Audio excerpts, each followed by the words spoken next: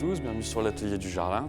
Donc aujourd'hui, je suis là pour vous parler un peu de greffage parce qu'on arrive à la sortie de l'hiver. En fait, on est sur la période aussi de greffage. Donc on va parler de différentes techniques de greffe. Ensuite, je vais vous présenter une greffe en fente pour le pommier. Donc la greffe, c'est un moyen de multiplication végétative en fait. Ça nous permet de réaliser des clones.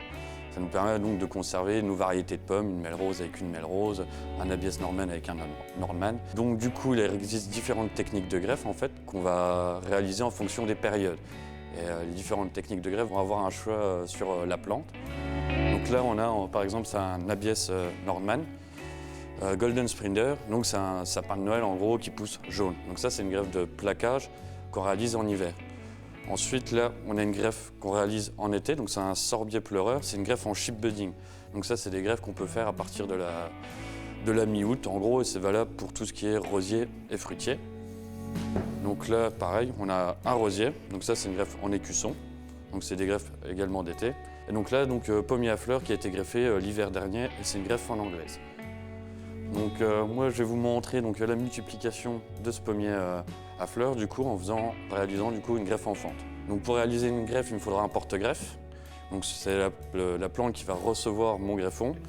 Et là, j'ai déjà prélevé auparavant mes greffons. Donc voilà, on voit bien que c'est du pommier le moine.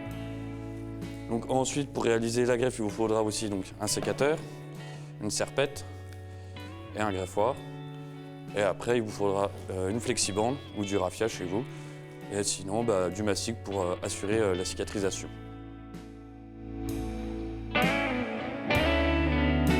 Dans un premier temps, je coupe mon porte-greffe.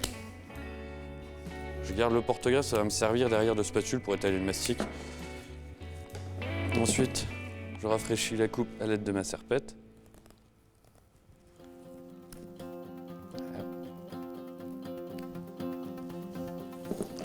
Ensuite, je réalise une incision au milieu du porte-greffe. Alors il faut faire attention parce que ça a vite tendance à descendre et on peut vite s'ouvrir les mains. Donc avoir des outils bien affûtés, c'est toujours important dans le cas là. Et ensuite, je vais prélever mon greffon. Donc en dessous d'un bourgeon, je réalise un biseau.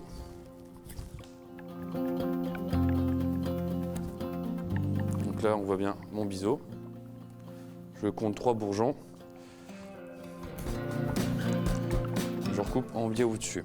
Et ensuite, j'insère mon greffon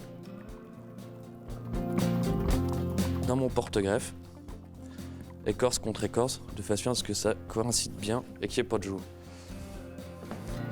Après, j'installe ma flexibande qui va permettre de plaquer le porte-greffe contre le greffon. Il ne faut pas hésiter à serrer. Faire un petit nœud pour bloquer la flexibande. Et ensuite, j'installe mon mastic qui va permettre de protéger les plaies en fait, parce qu'il y a toujours le risque d'avoir des champignons, des parasites qui s'installent dans les plaies. Et donc du coup là, ça va permettre d'assurer la cicatrisation.